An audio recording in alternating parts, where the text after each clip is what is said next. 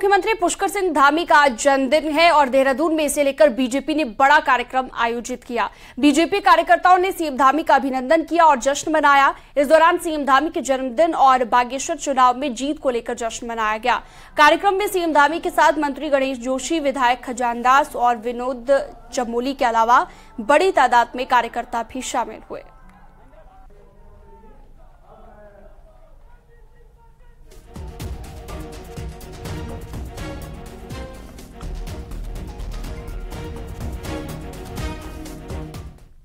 उत्तराखंड के मुख्यमंत्री पुष्कर सिंह धामी का जन्मदिन है। इस मौके पर पूरे प्रदेश में बीजेपी कार्यकर्ताओं ने कई कार्यक्रम किए हैं।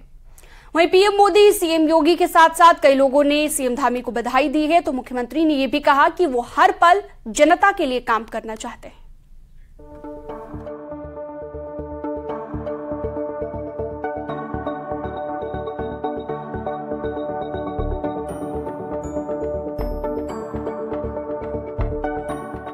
उत्तराखंड के सीएम पुष्कर सिंह धामी 48 साल के हो गए हैं। मुख्यमंत्री धामी अपने सरल स्वभाव और कड़े फैसले के लिए जाने जाते हैं। वहीं सीएम धामी के जन्मदिवस पर प्रधानमंत्री मोदी ने भी शुभकामनाएं दी। पीएम ने ट्वीट में लिखा, उत्तराखंड के मुख्यमंत्री को जन्मदिन की हार्दिक शुभकामनाएं। पुष्कर धामी युवाओं की आकांक्षाओं पर ध्यान केंद्रित करते हुए उत्तराखंड के विकास के लिए सराहनीय काम कर रहे हैं। उनके लंबे और स्वस्थ जीवन के लिए प्रार्थना करता हूं। वहीं गृह मंत्री अमित शाह ने भी मुख्यमंत्री धामी को जन्मदिवस की बधाई दी। शाह ने ट्वीट किया, उत्तराखंड के मुख्यमंत्री पुष्कर सिंह धामी को जन्मदिन की शुभकामनाएं। देवभूमि के विकास और जनता के कल्याण के लिए आप ऐसे ही निरंतर समर्पित भाव से काम करते रहें। ईश्वर से आपके उत्तम स्वास्थ्य और दीर्घायु की कामना करता हूं। वहीं यूपी के मुख्यमंत्री योगी आदित्यनाथ ने भी ट्वीट करके सीएम धामी को शुभकामनाएं दी। सीएम योगी ने ट्वीट किया, कर्मठ राजनेता, कुशल वक्ता, देवभूमि उत्तराखंड के माननीय मुख्यमंत्री पुष्कर सिंह धामी को जन्मदिन की हार्दिक बधाई। बाबा श्री केदारनाथ जी की कृपा आप पर बनी रहे। सीएम धामी ने पीएम मोदी के साथ ही सभी शुभकामनाएं देने वालों का आभार जताया। वहीं सीएम ने कहा कि उनके जीवन का हर पल हर क्षण जनता की सेवा के लिए। मैं हमेशा यही कोशिश करता हूँ कि मेरे जीवन का हर पल और हर क्षण हमारे राज्य के लिए लगे, उन लोगों के उत्थान के लिए लगे जो समाज के अंतिम छोर में खड़े हैं। मैं उनके कुछ काम आ पाऊँ, हमारी सरकार की योजनाएं उनके जीवन को आगे बढ़ाने में सहायक सिद्ध हो पाएं। मैं हर जन्म दिवस पर यह भी संकल्प लेता हूं कि मैं अपने साथ किसी प्रकार की कोई ढिलाई नहीं बरतूंगा। मुख्यमंत्री धामी के जन्मदिन को बीजेपी युवा संकल्प दिवस के तौर पर मना रही है। इस दौरान बीजेपी कार्यकर्ताओं ने अस्पतालों में मरीजों को फल बांटे तो वहीं ब्लड डोनेशन कैंप भी चलाए। जन्मदिवस पर कई कार्यक्रम पूरे राज्य में हुए। यमुनोत्री धाम में पूजा अर्चना हुई। देहरादून के टपकेश्वर मंदिर में 48 दिए जलाए गए और धामी की लंबी उम्र की कामना की गई। इसके साथ ही पिथौरागढ़ में बीजेपी अध्यक्ष महेंद्र भट्ट ने भी सीएम के लिए पूजा अर्चना की। प्रदेश के युवा कर्मठ और यशस्वी मुख्यमंत्री जी का जन्मदिन है। पार्टी ने पूरे प्रदेश में बहुत ही उत्साह के साथ संकल्प दिवस के रूप में इस कार्यक्रम को मनाने का निर्णय किया है। आज प्रातः से ही पूरे प्रदेश में क्रॉस कंट्री रेस जो युवा मोर्चा के तत्वाधान में हो रही है, उसके बाद फल वितरण मरीजों को। मुख्यमंत्री धामी ने जन्मदिन के मौके पर फिर से कहा कि राज्य में विकास का काम तेजी से चल रहा है और आगे उत्तराखंड को अग्रणी राज्य बनाने पर सरकार का पूरा फोकस है। Bureau report, news 18। बीजेपी के राष्ट्रीय मीडिया प्रमुख और राज्यसभा सांसद अनिल बलूनी ने भी सीएम धामी को जन्मदिन की बधाई दी और ट्वीट किया, उत्तराखंड के मुख्यमंत्री पुष्कर सिंह धामी जी को जन्मदिन की अशेष शुभकामनाएं। बलूनी ने आगे लिखा, भगवान बद्रीनाथ से आपके उत्तम स्वास्थ्य और दीर्घायु जीवन की कामना करता हूं। तो ये ट्वीट आप देखेंगे जहां पुष्कर सिंह धामी के लिए अनिल बलूनी ने शुभकामनाएं दी हैं जन्मदिन की। पुष्कर सिंह धामी का जन्मदिन है आज और इस खास मौके पर ट्विटर पर और तमाम जगहों पर बधाइयों का तांता लगा हुआ है। तमाम लोग ट्वीट कर रहे हैं तो कुछ लोग ऐसे हैं जो पोस्ट डाल रहे हैं पुष्कर सिंह धामी के लिए।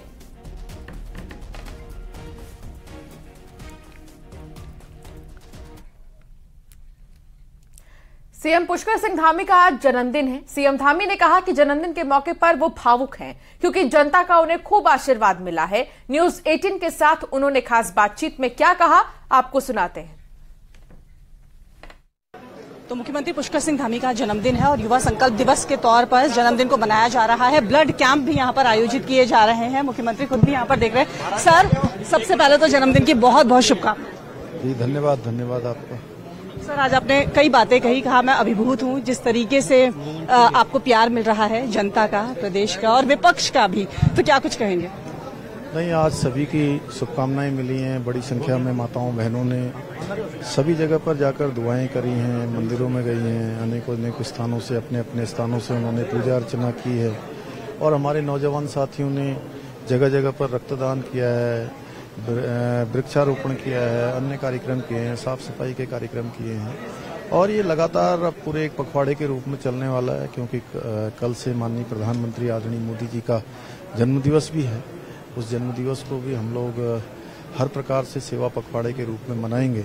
मैं सभी का, माताओं बहनों का, बड़े बुजुर्गों का, नौजवान साथियों का, अपने छात्र छात्राओं का, प्रिय भाई बहनों का, सभी का धन्यवाद करता हूं कि बड़ी संख्या में आकर उन्होंने आज से कार्यक्रम किए हैं, जगह जगह सेवा के कार्य किए हैं। इतना चैलेंजिंग जिम्मेदारी इतनी है आप पर, ये किस तरीके से आप देखते हैं? आपने भी कुछ रेजोल्यूशंस लिए हैं आगे के? निश्चित रूप से मैं हमेशा यही कोशिश करता हूं कि मेरे जीवन का हर पल और हर क्षण हमारे राज्य के लिए लगे, उन लोगों के उत्थान के लिए लगे जो समाज के अंतिम छोर में खड़े हैं। मैं उनके कुछ काम आ पाऊँ, हमारी सरकार की योजनाएं उनके जीवन को आगे बढ़ाने में सहायक सिद्ध हो पाएं। मैं हर जन्म दिवस पर यह भी संकल्प लेता हूं कि मैं अपने साथ किसी प्रकार की कोई ढिलाई नहीं बरतूंगा। स्वानुशासन करते हुए कोशिश करूंगा कि मैं आगे चलूं, सब लोग उसमें चलें।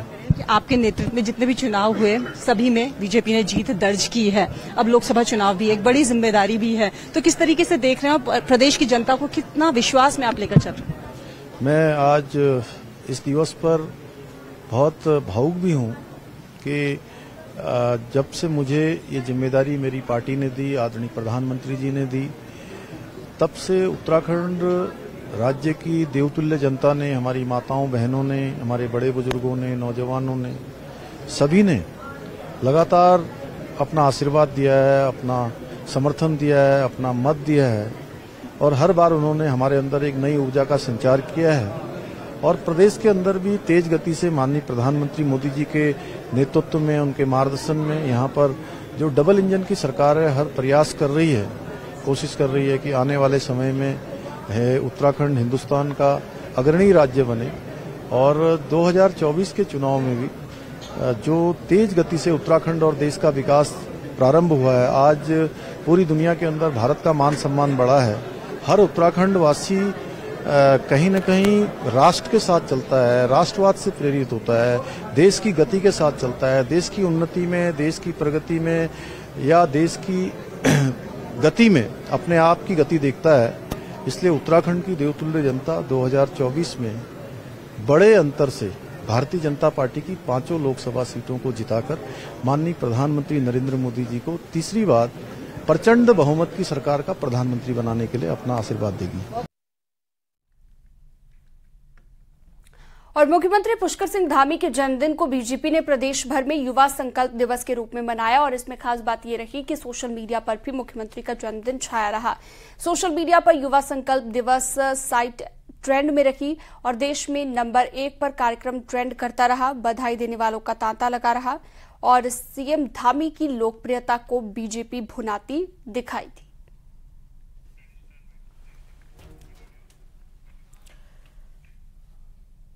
बीजेपी के प्रदेश अध्यक्ष महेंद्र भट्ट ने बागेश्वर में सीएम धामी का जन्मदिन मनाया। इस दौरान केक भी काटा गया और संकल्प दिवस के तौर पर कई कार्यक्रम आयोजित किए गए। महेंद्र भट्ट ने कार्यकर्ताओं के बीच केक काटा और यहां पर बीजेपी कार्यकर्ताओं ने हवन यज्ञ का भी आयोजन किया था। सीएम की लंबी उम्र की कामना की गई। की दीर्घायु की कामना की, क्षेत्र के विकास में, जन समस्याओं के निराकरण में मुख्यमंत्री जी द्वारा जो कार्य किए जा रहे हैं उसके प्रति जनता ने उनको आशीर्वाद देने का काम किया।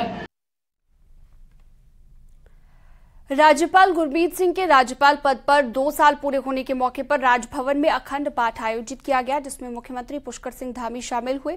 राज्यपाल और मुख्यमंत्री ने इस दौरान श्री गुरु ग्रंथ साहिब के सामने माथा टेक कर देश और प्रदेशवासियों की सुखद समृद्धि की कामना की। वहीं मुख्यमंत्री का जन्मदिन का भी मौका था, तो राजभवन में सीएम पुष्कर सिंह धामी ने केक भी काटा।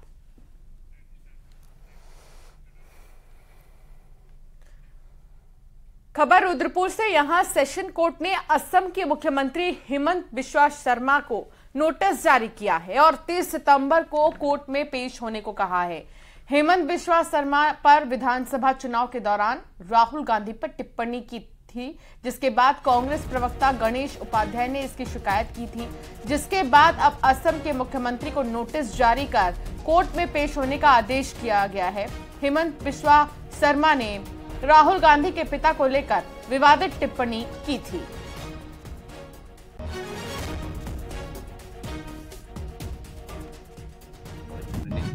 ये सूचना और प्रौद्योगिकी प्रावधानों का खुला उल्लंघन है और आने वाले वक्त में ऐसे जनप्रतिनिधि चुने हुए हैं इस प्रकार के सब बद्ध टिप्पणी करते हैं, निश्चित तौर पर कड़ी कार्रवाई होने की मुझे यकीन है।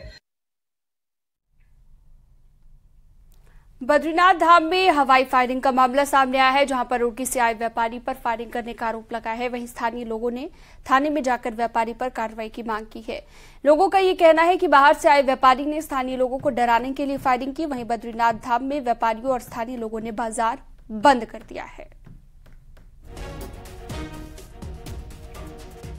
बद्रीनाथ में ऐसी दुर्घटनाएं नहीं होनी चाहिए थी। अगर जो है ऐसी दुर्घटना हुई है तो जिस व्यक्ति ने जो है बंदूक और जो भी उसके पास हथियार रहा होगा, उस हथियार से अगर उसने जो है ऐसा कुछ लोगों को धमकाने की कोशिश किया है तो उसकी सजा उसको मिलनी चाहिए। जो है उसके तहत जो है वो आर्म एक्ट के तहत जो है पुलिस अपनी कार्रवाई करे और उसको जो है बंद करे, उसको सीज करे।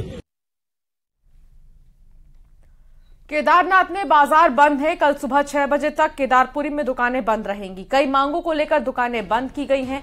2013 आपदा के बाद मकान नहीं मिलने से तीर्थ पुरोहित नाराज हैं।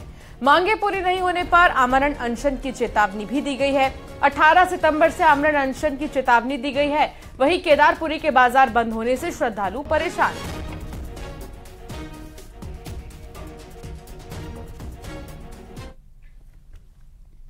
हरिद्वार में हर की पैड़ी इलाके में सामान बेचने वाले छोटे दुकानदारों में अक्सर लड़ाई झगड़ा होता रहता है।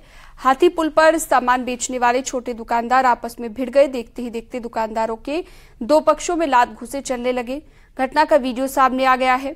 वीडियो में पुरुष ही नहीं बल्कि महिलाएं भी जमकर मारपीट कर रही हैं।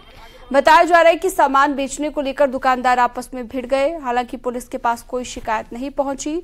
अभी कुछ दिन पहले भी नगर कोतवाली क्षेत्र में भोजनालय चलाने वाले 2 दुकानदार आपस में भिड़ गए थे।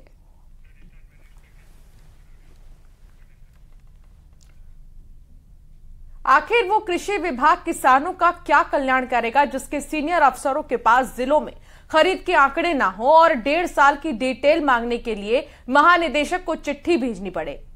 न्यूज़ 18 की खबर के बाद अब सभी जिलों से रिपोर्ट तलब कर ली गई है। एक रिपोर्ट आपको दिखाते हैं।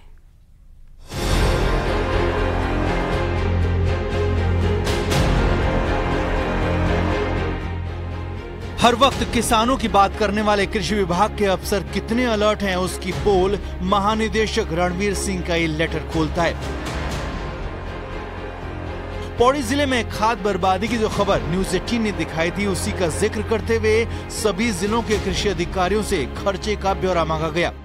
हैरानी की बात यह है कि मार्च 2022 से अब तक योजनाओं में क्या क्या खरीद हुई, इसकी डिटेल 20 सितंबर तक मांगी गई है। बात सिर्फ खाद की करें तो नोडल अफसर के पास इस बात की जानकारी ही नहीं है कि बीते 1.5 साल में कितनी और कितने करोड़ की खाद खरीदी गई।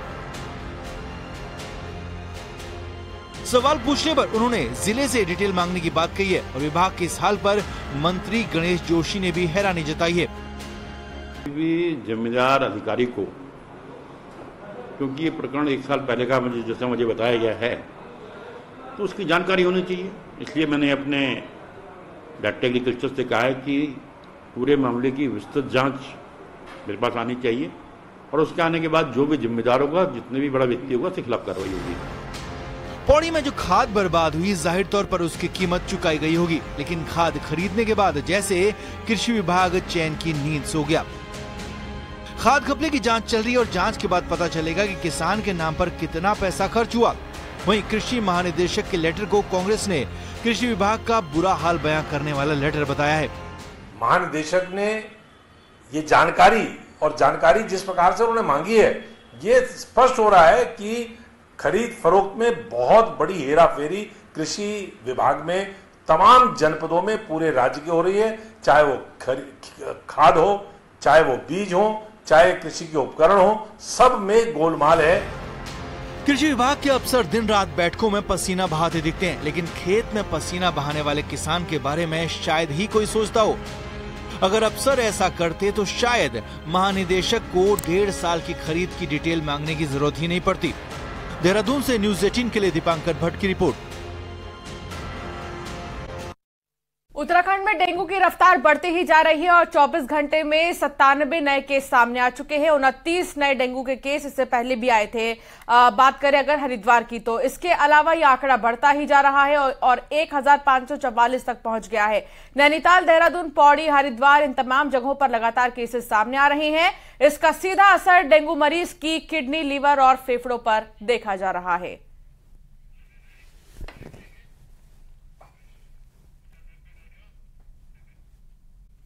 और